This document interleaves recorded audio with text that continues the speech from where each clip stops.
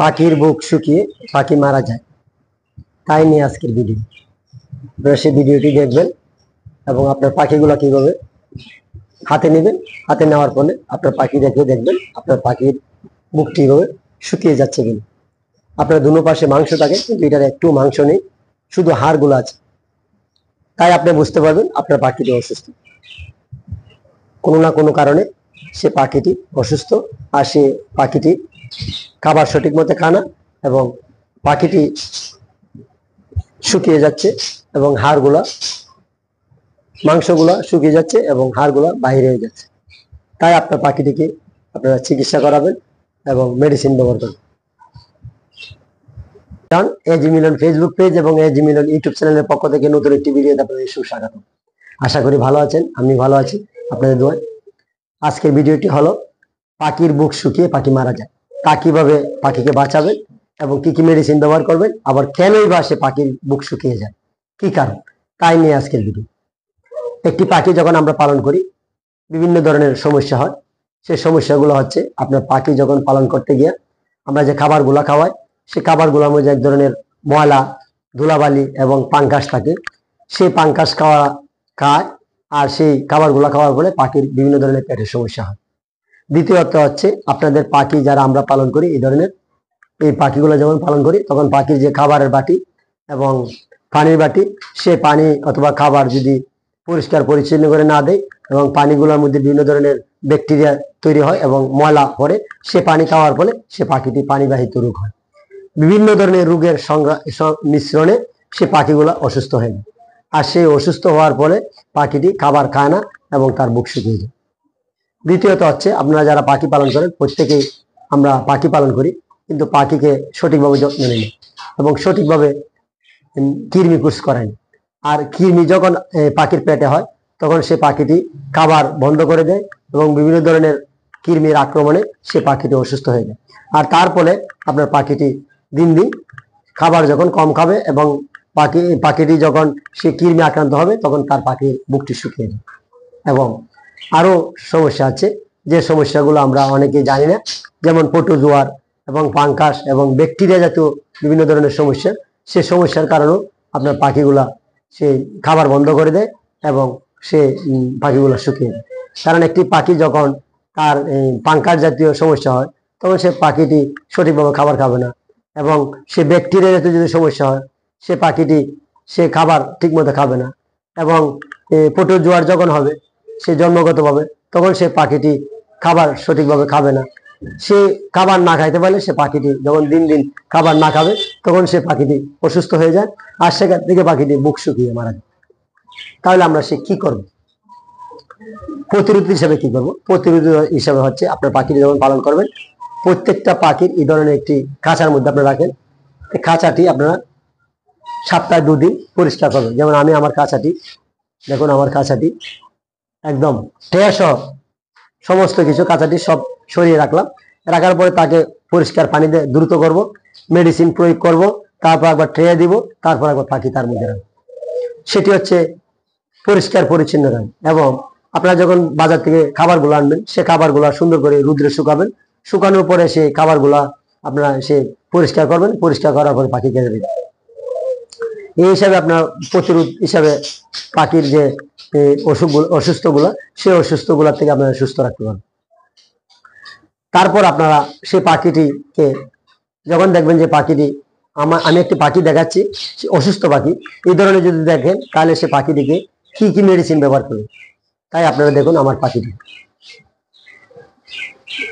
সে দেখুন আমার কাছার মধ্যে পাখি যাচ্ছে, সে পাখিটি সম্পূর্ণ অসুস্থ। সে পাখিটি জিমাচ্ছে এবং তার ব্যান্ডে পাখা ময়লা লাগিয়ে আছে এবং সে জিমাচ্ছে এবং সে পাখিটি সম্পূর্ণ অসুস্থ। এই ধরনের যদি আপনার পাখি আপনার লফটে অথবা আপনার খাঁচাতে থাকে তাহলে সেই সমস্ত পাখিগুলোর কি মেডিসিন ব্যবহার করবে ভালো করার জন্য, তাই আপনাদেরকে আমি দেখাচ্ছি। দেখুন পাখিটি সম্পূর্ণ অসুস্থ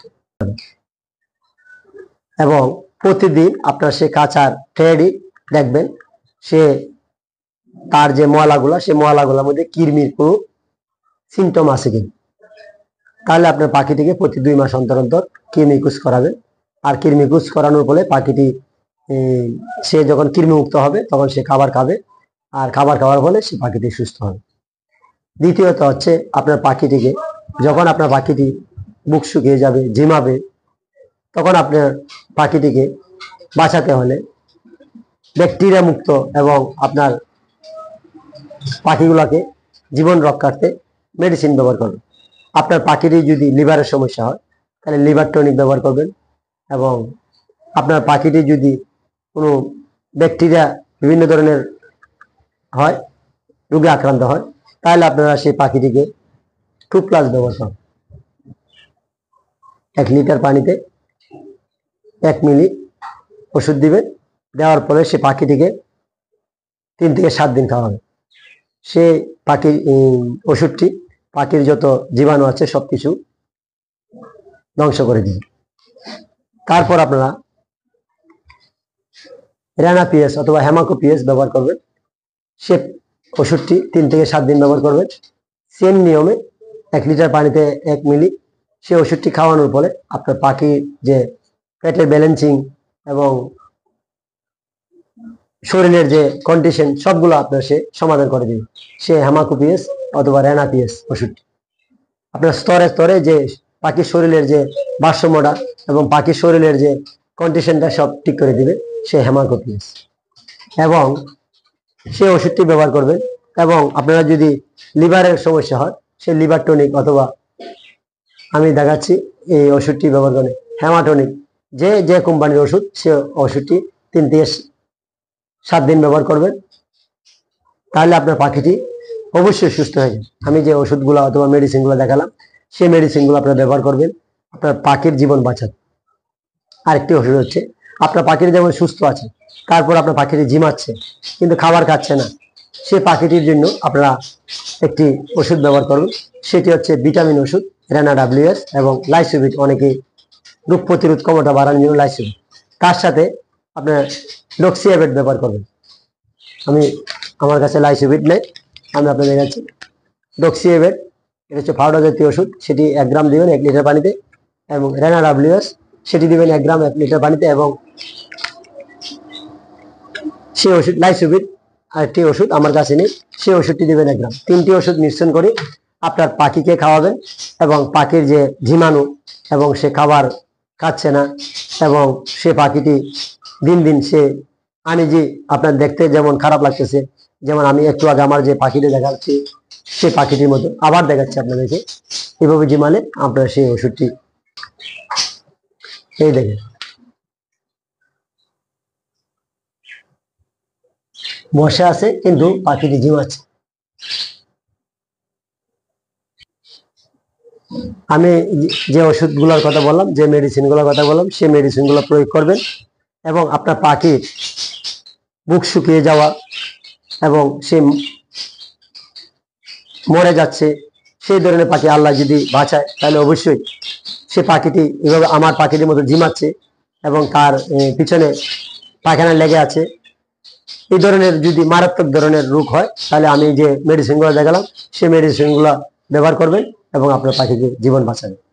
আপনারা যদি আমার ভিডিওটি ভালো লাগে এবং আমার পরামর্শটা যদি আপনাদের কোনো কাজে আসে, তাহলে এজি মিলন ফেসবুক পেজ এবং এজি মিলন ইউটিউব চ্যানেলটি সাবস্ক্রাইব করবেন, এবং প্রতিদিন কোনো না কোনো বিষয়ে ভিডিও আপনাদেরকে আমার এজি মিলন ফেসবুক পেজ এবং এজি মিলন ইউটিউব চ্যানেলের পক্ষ থেকে আসসালামু আলাইকুম।